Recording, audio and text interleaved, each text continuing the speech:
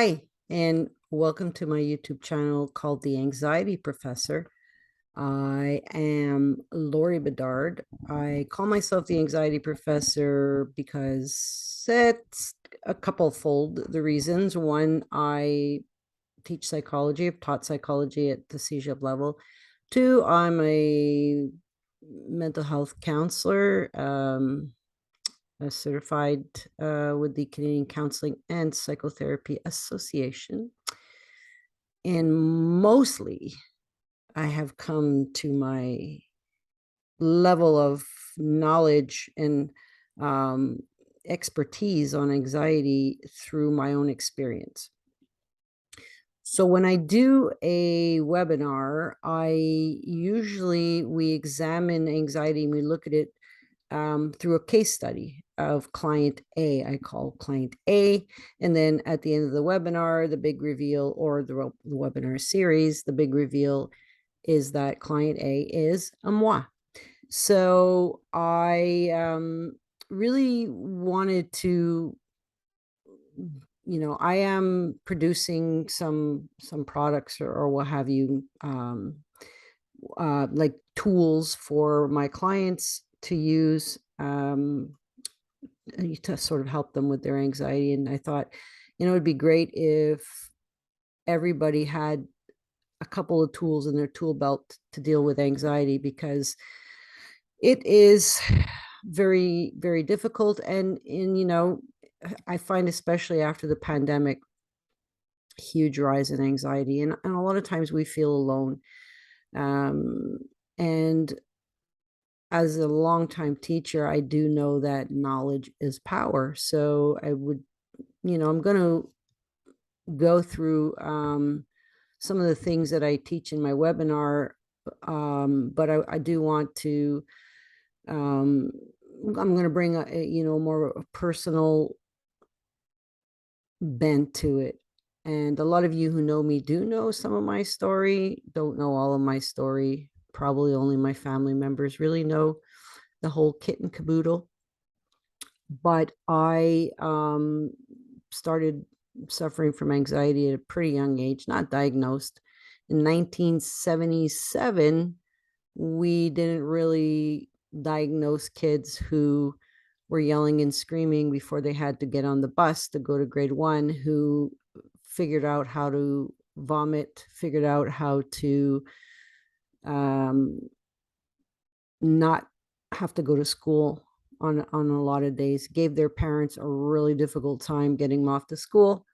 So in 2022, we would call that separation anxiety.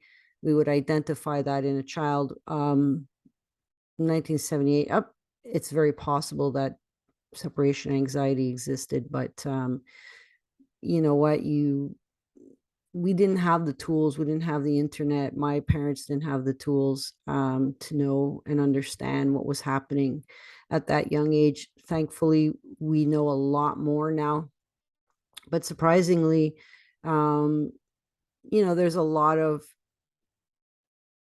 podcasts or what have you to help you with anxiety, which is great. We can use anything, but I think I come from the side of having been a teacher since 1994.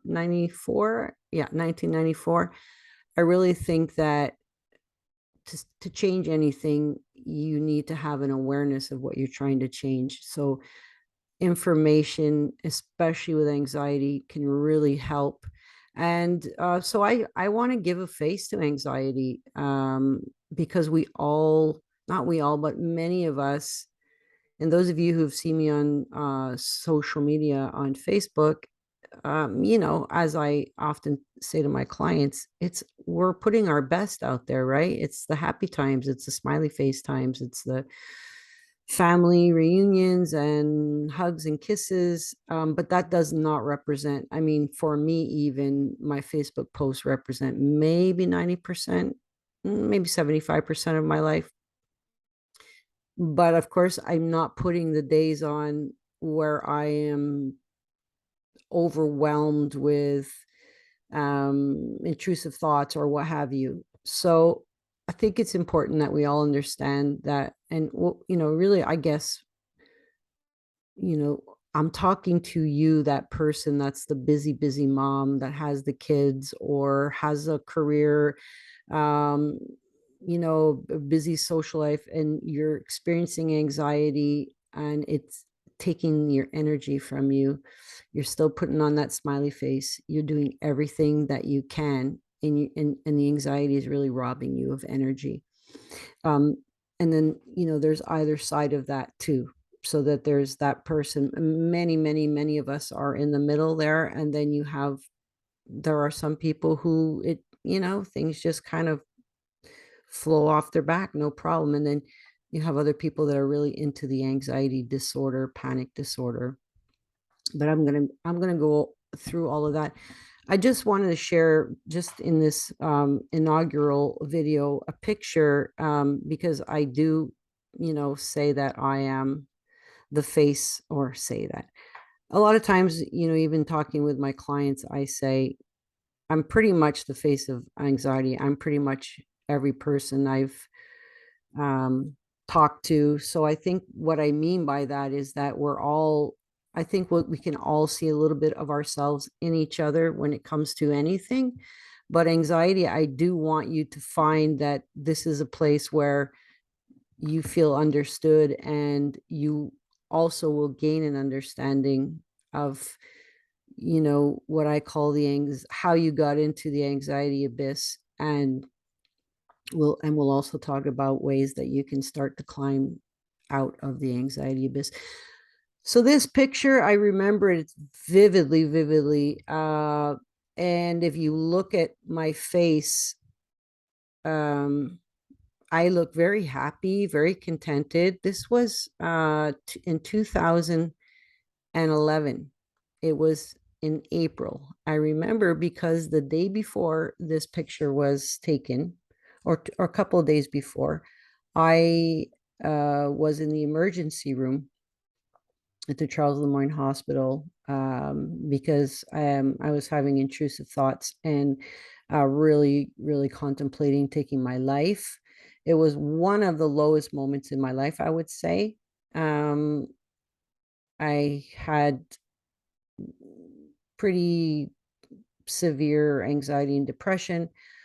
I had been off work. At the time, I didn't know that it was related. I had suffered a concussion at work. Um, you know, anyway, hindsight 2020, I didn't have the benefit of. Uh, I was pretty much at the bottom of my rope, and I've been at the bottom of my rope a couple of times in life. But this was particularly difficult because I had children that I needed to take care of. And it just strikes me looking at it now, and I really can feel the love and compassion for her. But it just strikes me of how we all put that face on, that happy, smiley face. Um, and I see her, and I know, even through that smile, I personally can see the pain. And I remember it vividly, of feeling trapped in this cyclone and vortex, whatever you want to call it, of anxiety. So, as I said, what I'm going to be doing is bringing you episodes where we're going to go over, I mean, all things anxiety, how it starts, how can we get a handle of it, um, the difference between worrying and being felt, feeling like, sorry, I'm going to take it off. You're feeling like you're trapped and you can't get out, or just, sometimes anxiety is super appropriate in the sense of, if you lost your job, if your child is um ill, whatever. I mean, anxiety has its place and has its purpose. It's when it's displaced and it affects our life. And I've lived a lifetime of anxiety. And So yeah, this is what I'll be bringing to you. I hope that it'll help you if you need it. And I hope that you will follow along on this journey. The next video next week is we're going to I'm going to introduce you to Klein A. We're going to go over Klein A and we're going to look at all the elements that really can help build, develop, and keep anxiety going. So I hope you'll join me then. And I'm looking forward to sharing my journey and maybe sharing your journey too. If you want to leave comments for me, that would be awesome. And I'll see you next week.